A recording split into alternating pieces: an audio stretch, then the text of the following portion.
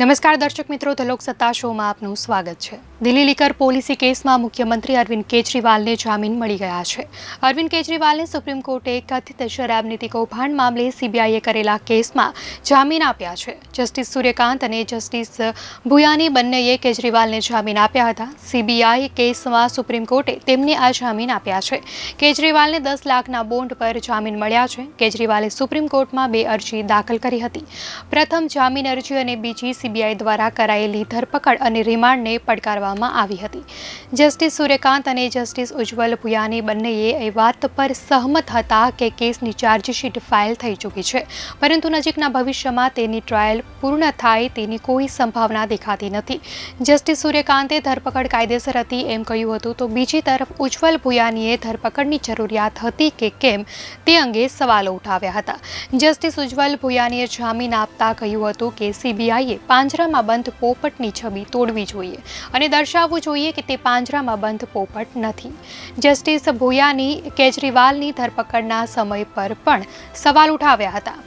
તેમણે કહ્યું હતું કે જ્યારે તેમને ઈડીના કેસમાં જામીન મળ્યા ત્યારે સીબીઆઈએ તેમની ફરી ધરપકડ કરી।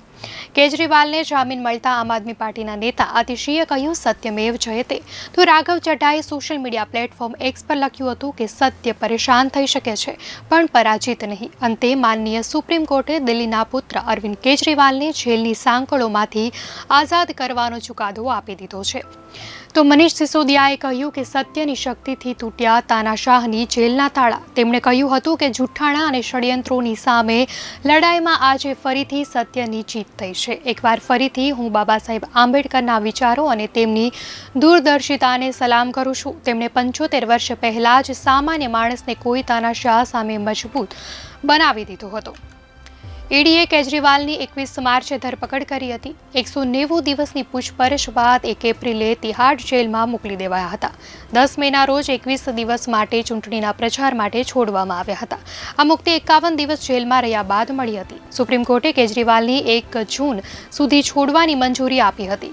ત્યારબાદ 2 જૂને કેજરીવાલે તિહાડ જેલમાં સરેન્ડર કર્યું હતું। આજે 13 સપ્ટેમ્બરે કેજરીવાલને મુક્તિ મળી છે, એટલે અરવિંદ કેજરીવાલે કુલ 177 દિવસ જેલમાં વિતાવ્યા છે। જો 21 દિવસની મુક્તિને બાદ કરીએ તો કેજરીવાલે કુલ 156 દિવસ જેલમાં વિતાવ્યા છે।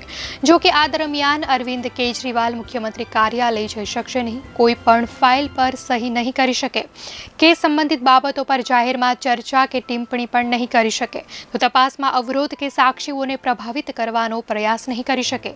જરૂર પડશે તો ટ્રાયલ કોર્ટમાં હાજર થશે અને તપાસમાં સહકાર આપશે।